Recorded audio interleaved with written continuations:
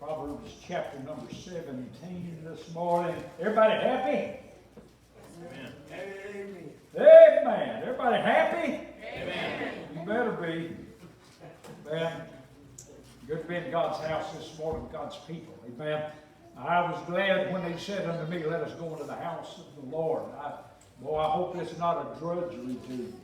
Amen. I want to look at a verse this morning. We're going to read in just a few minutes. My theme verse here lately has been Proverbs chapter 4 and verse 23. Let me read it to you. Keep thy heart with all diligence. Why? For out of it are the issues of life. I keep kind of rebeating this same horse, but you need to understand God made you in His image, after His likeness. Doesn't mean we look like God.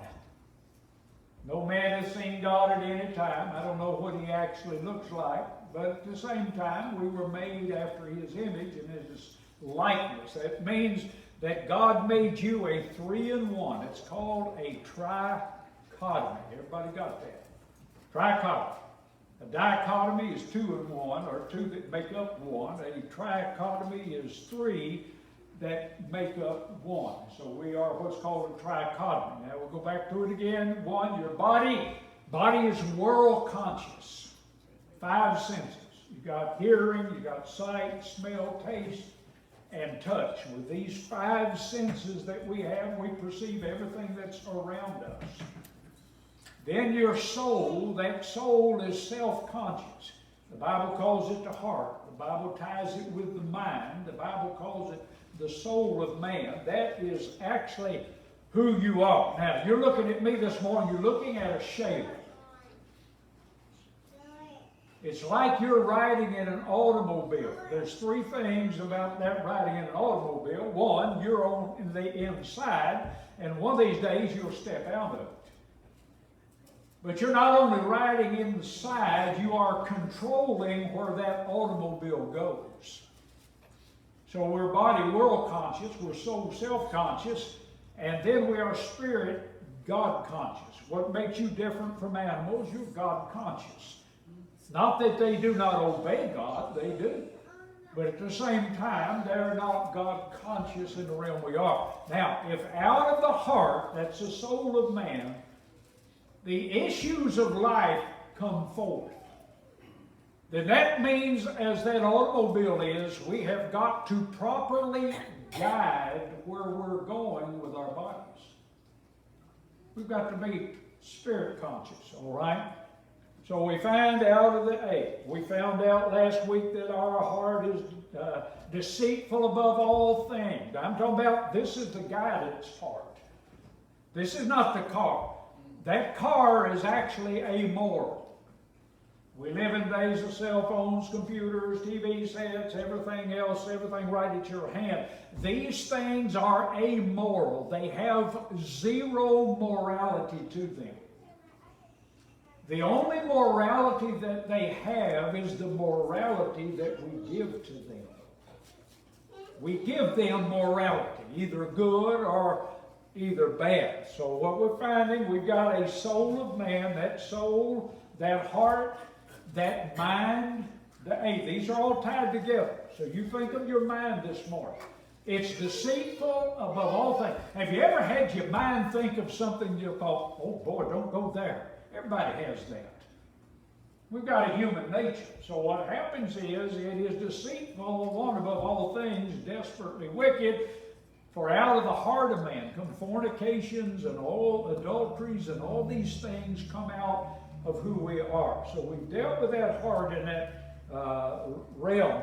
I think the Apostle Paul said it right. He said, for I know that in me, then he said, that is in my flesh dwelleth no good thing. But he made some statements in there about sometimes I don't do what I need to. Sometimes I do the things that I don't need to be doing. All right? We find this battle that goes on within. I think then I can reasonably say that as God's children this morning, we're responsible for what we do. We live in the blame everybody else day. We live in a day of victims victims. Everybody's a victim. And as long as you can remain a victim, you can always blame somebody else for where you're at. We live in a day of victims. They always, I know, but they put the blame on somebody else instead of taking that blame on themselves. I can reasonably say this morning that we are not victims. That we make our choices and we make them hopefully in a responsibly manner. Choices have what? Consequences. They have good consequences for right choices. They have bad consequences for bad choices. And so the blame game stops with self. Now, I'm going to take you to a verse this morning. If you look in verse number, let me get this thing right, 17. I'm going to look at verse number 22. A merry heart. Who's the heart? That's who you are. A merry heart doeth good like a medicine, but, now here's the contrast, a broken spirit drieth the bones. Now, I want to tie those two together just for a minute this morning. The Bible said that a broken spirit does what? Drieth the bones. If you go back to the book of Leviticus, we're not going there this morning. The Bible said that the life of the flesh is in the what? It's in the blood. Now, where is your blood made? Your blood is made in the marrow of the bone. How important is the marrow of the bone? That marrow is where your blood is produced. You've got a lot of cancers that get into the blood, multiple myeloma and others. A lot of these are started within that area of your body. Now, a dry spirit, what's it do? What does that spirit do? He said that a broken spirit drieth the bones. In other words, it takes the life out of you. But the heart does something. The heart pumps the blood through your body and gives you life. Normally, as the heart is, so goes the life of an individual physically. So now I want to just look several things about your heart. Sometimes if you're not that broken spirit, downcast, disquieted, disappointed, discouraged, it dries the bones. Hey, we have a choice in this thing. Now I want to look at the merriment of heart. It's a choice that we make. I want to take you just mentally back to the New Testament. You get to the book of Acts, the Apostle Paul was falsely accused. They tried to kill him. They had to take him by night with a bunch of soldiers and take him over to Festus and all these different individuals. But one day he stood before King Agrippa. Now, he's been falsely accused. He is appealing unto Caesar. He will probably never spend another day outside of bonds in his life. When Agrippa told him that you can now speak, he said, "O King Agrippa, I think myself happy." I want you to think of what he said. I think myself happy. You see, merriment has nothing to do with your circumstances. Merriment is the choice that we make. I love this verse. I like to laugh. I like to joke around, have a great time. Barbara still believes one of these days at Walmart somebody's going to mace me. And they may do that. I found out generally, though, that people are good sports. I got gas the other day. There was a lady on the other side with a great big blue Tundra truck. She was a tall lady, and I guess she had to get a step ladder still to get up in that thing. I pulled up in my little S10. And I'm getting gas on one side. That thing's raggedy, scratched up. I looked around there while I was gassing up, and I said, "Lady, I'll trade with you, but you're going to have to give a little boot.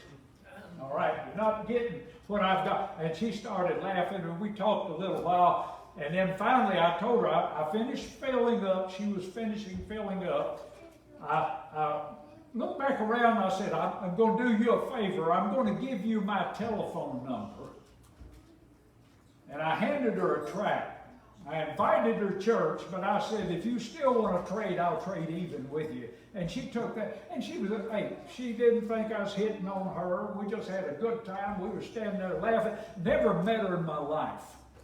I was in Walmart one day teasing a lady, and I was picking at her, and she made this statement. Barbara was there to hear it. She said, never lose your joy. She said, I lost mine a few months ago. She was speaking of her husband. Never lose your joy this morning. Merriment is a choice that you and I make, a merry heart. The word merry is just found 28 times in the King James Bible, and it's an outward thing, whereas joy is an inward thing.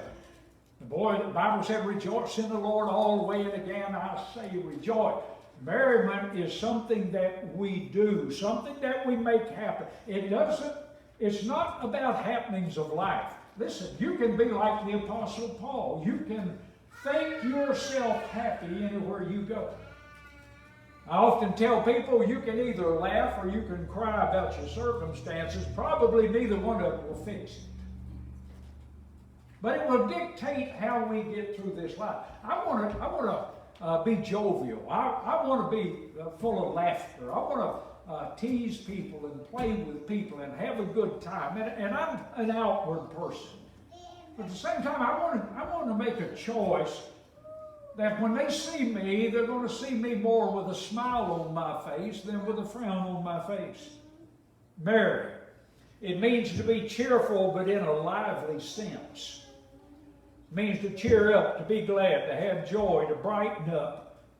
There are 3 verses that deal with a merry heart. I'm going to look at them just a second. One, over in chapter 15, a merry heart maketh a cheerful countenance. If you got a merry heart, you'll have a smile on your face. If you don't have a merry heart, you're going to have a frown on your face. We say smile a while and give your face a rest. We all understand it takes more muscles to frown than it does smile. Frowning will give you a headache. You start buttoning that brow down and frowning, it won't be long till you've got a headache. A smile, listen, it won't wrinkle your face, though your face wrinkles. So we found a cheerful countenance, a merry heart maketh that. We live in days when I often liken people to looking like a mule that's been eating sawbriars. People today, they live days of lives of quiet desperation. They've got a lot going on. Listen, people out here have a lot of pressure on them. You've got to be careful with people at the same time, because you may be the one that sets them off.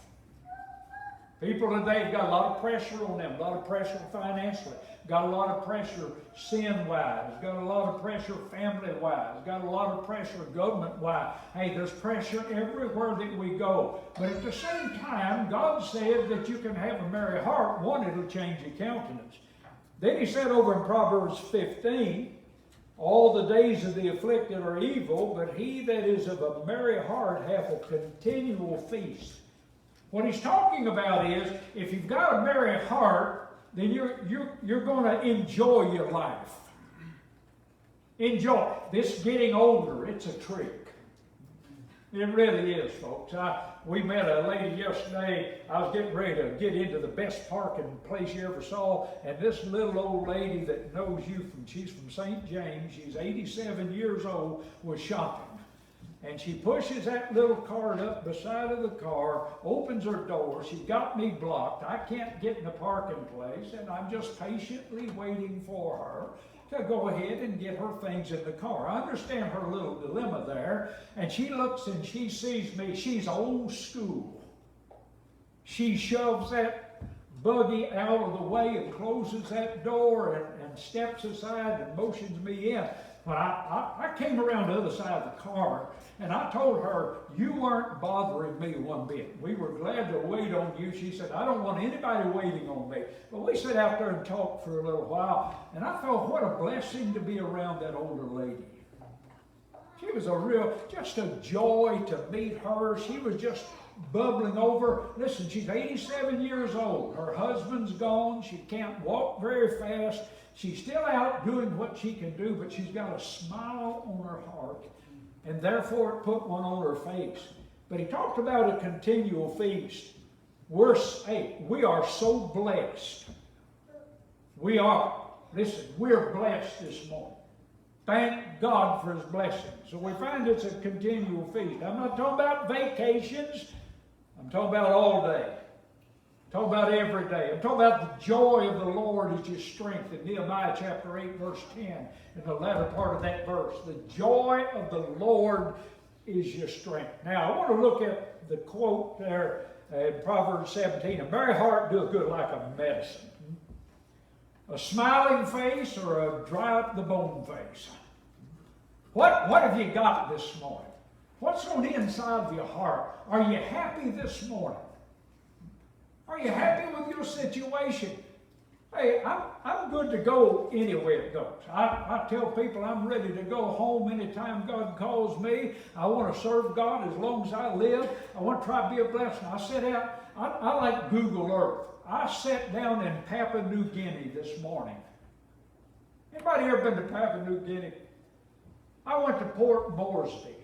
That's one of the largest places. It's the capital of Papua New Guinea. You've got Papua, and then it's divided. You've got Papua New Guinea down below that. One of the most backward places in all of the world. So I went to the city that's the capital of Papua New Guinea.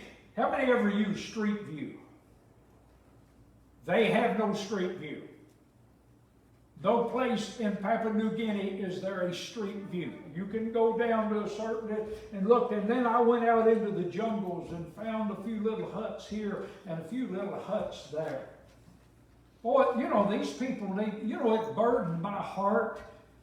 I try to go to places, and every time I say, Lord, do they have a good fundamental Baptist church there, or have they not had one there? I just asked God this morning, let me serve you. Let me live for you. Hey, that ought to be your heart's desire this morning too. Did you know that 86% across the board of new visitors that come into the church are invited by the congregation? Well, we got work to do out here. Man, we got a lot of work to do, inviting and working. But it's a part of your life. But laughter is like a medicine. What are medicines for? They've got a medicine for everything today, right? Matter of fact, they've got medicines for medicines. A lot of the medicines you get, boy, I don't like to read, you know, we get our medicine and from the VA, they give you about 5 pages of what it can do to you if you're not careful. I got side effects all over the place. So if you have a side effect from a medicine, they want to keep you on the medicine. They give you a medicine for the side effect on the other medicine, but the medicine they gave you for the side effect on the other medicine has side effects. How about a medicine this morning that has no ill effects? Merriment has no ill effects to it. It has none at all. Laughter. Hey, can you imagine having a medicine prescribed with absolutely nothing wrong? Everything today's got to be FDA approved. Hey, a merry heart is FDA approved. You can actually have one. I'm looking forward to going to see another doctor on Tuesday. I'll be going down to Dorn down here to see my dermatologist. I call him Dr. Brother. He's a good saved man. Man's a saved man, loves God, got saved the second year of his medical school. He said the best thing that ever came out of medical school was he got born into the family of God. So now I want to deal with several things. How can you have a merry heart? One, you have to have a spiritual conversion. Why is this world the way they are? Because they have no hope. They've got nothing outside of this world. Boy, they fear the funeral home. They fear the nursing homes. They fear death. They're afraid of everything in the world because they have absolutely no hope. They want to live forever. But did you know this last year that the average age of individuals in America went down by 2 years? Went down from 79 years of age to 77. They said that's COVID related. They died of everything in the world, folks. But it just means that the medicine that they're giving you doesn't work. It can help you and give you a little better quality of life. But on that upper end, they've never been to get up past that 80 by reason of strength thing. All right? God put a limitation on this. 80 or 80 by reason of strength. If you're 80 years old, you're on borrowed time. You're just on borrowed. Listen, if you're 70 years old, you're on borrowed time. See, I thought Nate was getting up close to 70 somewhere. He told me 31 years old. It just kind of flabbergasted me this morning. One, you'll never have a happy heart until you get that heart fixed with God. God be saved. God be in love with God. When I got saved, I fell in love with God. Never have fallen out of love with God. Over in the book of Luke, chapter number 10, it said, notwithstanding this, rejoice not that the spirits are subject unto you, but rather rejoice because your names are written in heaven. If that doesn't put a smile on your face, your smiling muscles are broke. Going to heaven. Happy New King. Hey, well, my heart knows, and I do not ever tell God He doesn't know what He's doing. I don't try to reason out God. I don't do that. I don't play with God's toys.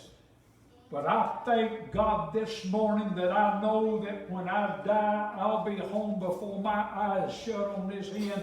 Hey, I'm going to be home. That gives me something to live for. Amen. Thank God. Die for it. Live for it. It comes through conversion. But second thing it comes through contentment. You'll never be happy until you're content. We live in days when people are not content anymore. Got to be bigger, got to be better, got to be, oh my. We went up the other day to get these little old keys fixed. Put new batteries in these little old keys. You know, we got one of them, you just push the button, start it. Well, it flashed up, low battery. Barbara said, well, we just did both batteries changed because they both got the same birthday, right, Brother Harold and Carol?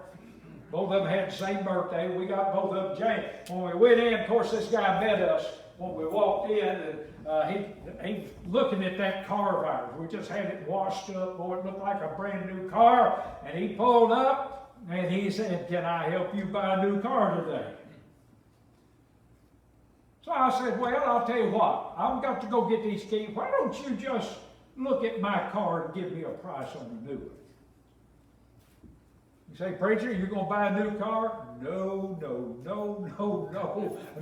I've got 73,000 miles, all we've got on that vehicle. That vehicle is in A1 shape, and he was slobbered looking at it. He said, we'll give you $16,000 for your car. I said, oh, I figured you would.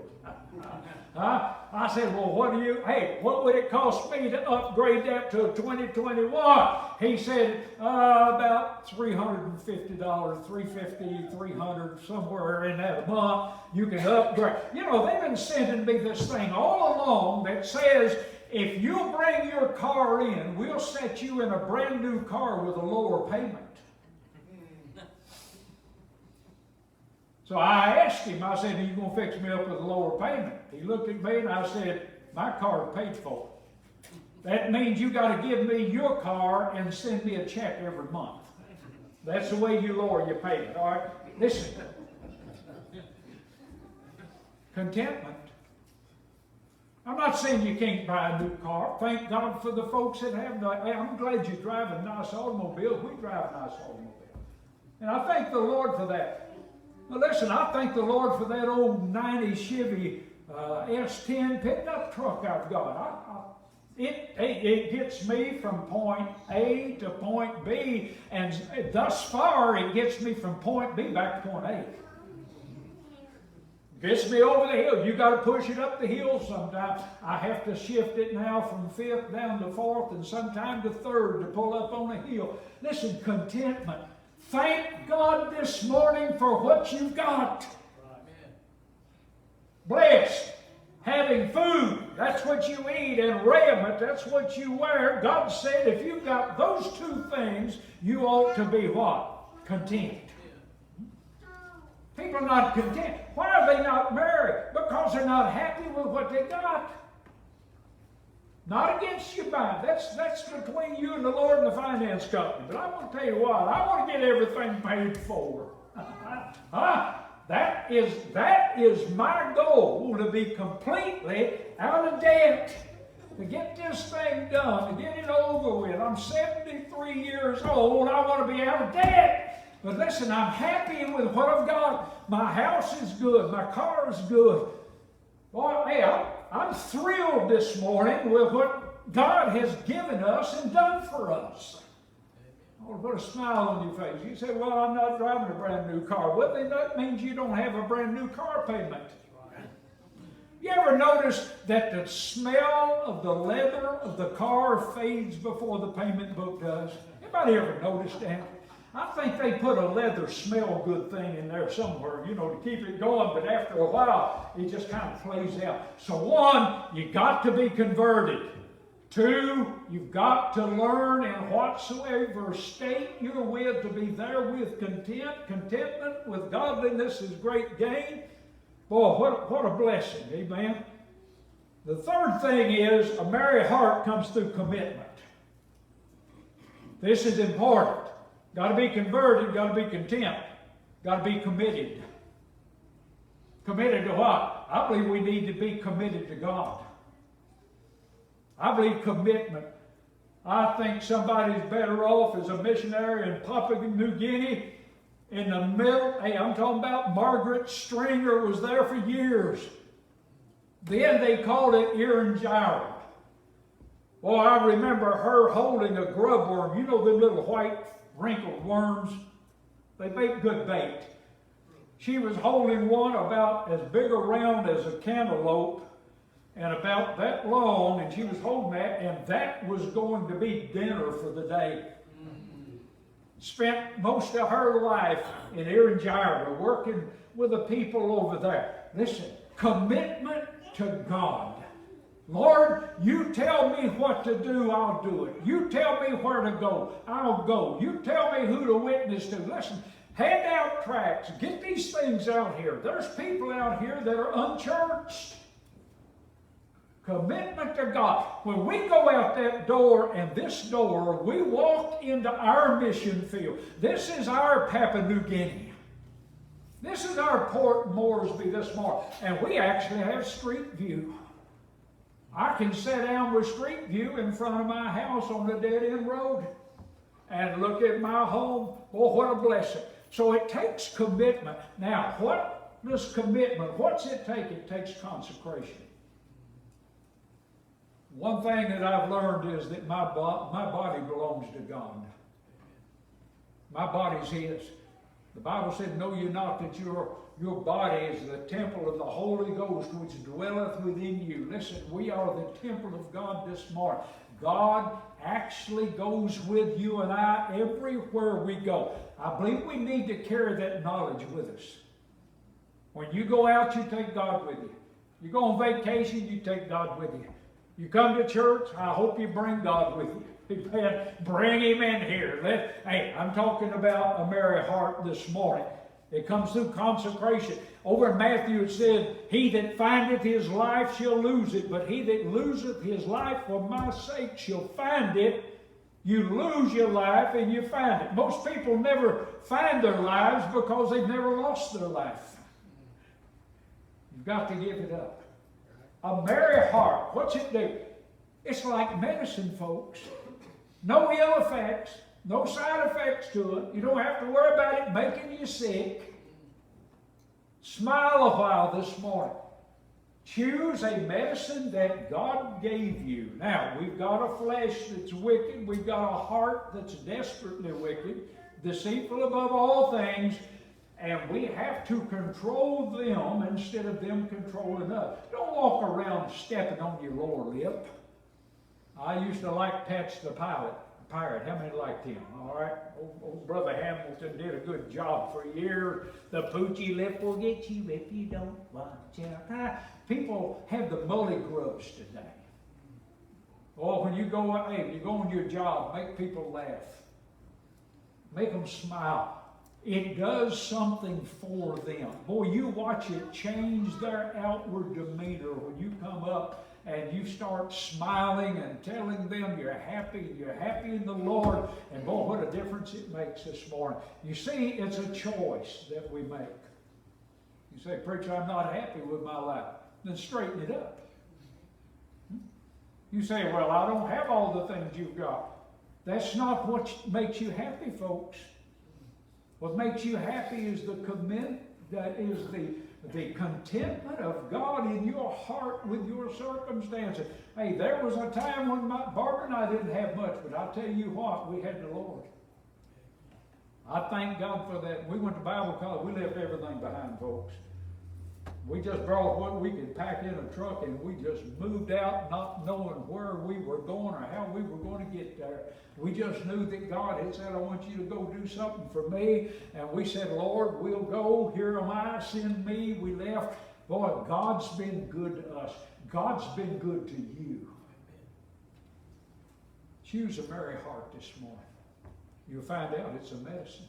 Just like a medicine. But it has no ill side effects. Amen. Let's stand this moment. We're going to have an invitation.